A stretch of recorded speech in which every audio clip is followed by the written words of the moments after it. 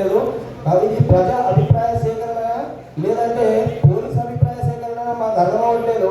ఎక్కడ చూసినా ఇక్కడ నుంచి రంగాయపల్లి మా ఇంటికాడ మీ ఆధార్ కార్డు చూపించమని అడుగుతున్నారు. అంటే ఇది పోలీస్ వ్యవస్థ పెట్టండి, ఇప్పుడు మాకెందుకు పెడుతున్నారు? ప్రజాభిప్రాయ సేకరణ అనేది మా ప్రజలను అడగడం కాకుండా ఈ పోలీసు బృందాన్ని అడిగి తెలుసుకుంటే బాగుంటుందేమో అని చెప్పి నేను అడిషనల్ కలెక్టర్ గారికి చిన్న విజ్ఞప్తి చేస్తున్నా. నా పేరు సంతోష్, రంగాయపల్లి 5వ వార్డు మెంబర్. పర్యావరణానికి వస్తే కంపెనీలో ఏర్పడే గాలి, నీరు, శబ్ద కాలుష్యాన్ని అసలు నా ఇల్లు చూస్తే కంపెనీకి 10 మీటర్ల దూరం కూడా ఉండదు. అట్లా దాదాపుగా ఎంత డిస్టెన్స్ ఉండాలో మీకు తెలుసు. కానీ మళ్ళీ ఇప్పుడు పబ్లిక్ హియరింగ్ పెట్టి ఈ ప్రజలను భయభ్రాంతులకు గురి చేసి ఈ మీటింగ్ ఏర్పాటు చేసి ఇట్లా పెట్టడం సరికాదు. ఇక్కడ విచ్చేసినటువంటి ప్రజలు కూడా అందరూ ఆల్మోస్ట్ రంగాయపల్లిలో ఎవరు లేరు, చెట్ల గౌరవపల్లి ఎవరు లేరు. కాబట్టి మీరు కూడా దృష్టిలో పెట్టుకోండి సార్. అసలు ఈ పబ్లిక్ మీటింగ్ నాకైతే పబ్లిక్ మీటింగ్ అనేది పబ్లిక్ మీటింగ్ లా లేదు. ఇది ఒక ఏదో భయభ్రాంతులకు గురి చేసి పోలీస్ డిపార్ట్మెంట్ ఇక్కడున్న పబ్లిక్లో ఇంతమంది పోలీస్ బృందం ఉంది సార్. ఇంతమంది పోలీసులు అవసరమా సార్? వస్తుంటే దారిలో ఒక పెద్ద మనిషిని ఆధార్ కార్డు అడిగారు మా రంగాయపల్లి ఆయనకంతా గజ్జే ఉంది. ఈ కంపెనీ వల్ల వచ్చిన ప్రాబ్లం అది. ఆయనను ఆధార్ కార్డు లేదని చెప్పి ఆయన రిటర్న్ మరొకటి. ఇది పద్ధతి కాదు సార్, కరెక్ట్ కాదు. పర్యావరణంలో PM10, PM2.5 శబ్దం మరియు నీటి నాణ్యత పరీక్షలను ఒక్కటన్నా నివేదిక ఇచ్చిరా సార్ మీకైనా? కనీసం మా గ్రామ పంచాయతీకి కానీ ఎప్పుడు కానీ గతంలో కూడా వార్డు మెంబర్ ఉండే, అప్పుడు కూడా పబ్లిక్ హియరింగ్ జరిగింది. అప్పుడు మేము ముంగట 350 మందికి మ్యాన్ పవర్ కలిగిస్తా అన్నారు. ఒక్కరు కూడా కలిగేదే. మా అంటే ఒక 10 మంది ఉంటారు, అంతకు మించి ఉండరు. ఈరోజు మేము గ్రామం నుంచి డిమాండ్లు పెడుతున్నాం. డిమాండ్లు కాకుండా మీ కంపెనీ ఎక్స్టెండ్ ఉన్న వరకు అక్కడికే స్టాప్ చేసుకొని డిమాండ్స్ కూడా మీరు కన్క్లూడ్ చేయాలి మొత్తము. దాన్ని మీరు దృష్టిలో పెట్టుకోవాలి.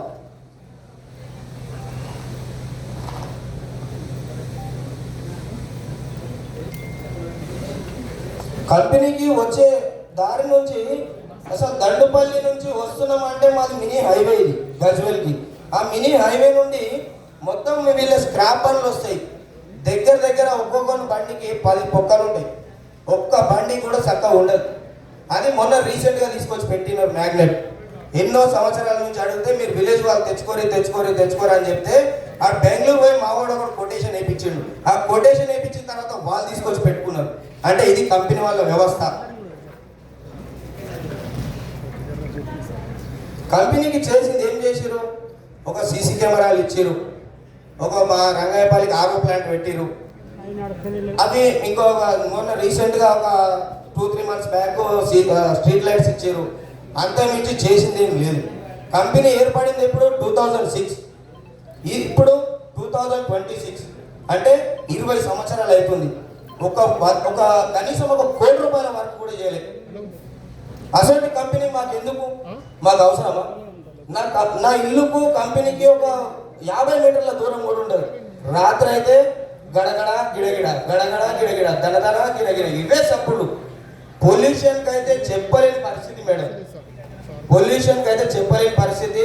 మీరు దయచేసి ఇది గ్రామాన్ని ఉంచాలనుకుంటారా తీసేయాలనుకుంటారా పొల్యూషన్ బోర్డు చేతిలో ఉంటుంది. కాబట్టి మీరు దయచేసి మా 2 గ్రామాల ప్రజలను విన్నవించుకొని ఈ కంపెనీకి ఉన్నంత వరకు చాలు, ఇక ఎక్స్టెండ్ వద్దు. మేము 2 గ్రామాల నుంచి ఈ కంపెనీని క్లోజింగ్ అసలు ఆల్రెడీ ఇంతకుముందు మాకు తెలిసింది ఏంటంటే క్లోజింగ్ ఆర్డర్ వచ్చింది అని తెలుసు. కానీ మళ్ళీ దాని రీకన్స్ట్రక్షన్ నడుస్తుంది. అసలు ఎలాంటి అనుమతులు ఉన్నాయో కూడా తెలియదు. కానీ దీన్ని ఇక్కడితో స్టాప్ చేసి ఈ గ్రామాలకు ఇచ్చే పైసలు కాకుండా మీ గ్రామాలకు CSR ఫండ్స్ కాకుండా అది కంపెనీ ఉందంటే ఎవరైనా ఈ కంపెనీ కాదు ఏ కంపెనీ ఉన్నా కానీ CSR ఫండ్ అనేది 100% ఉంటుంది.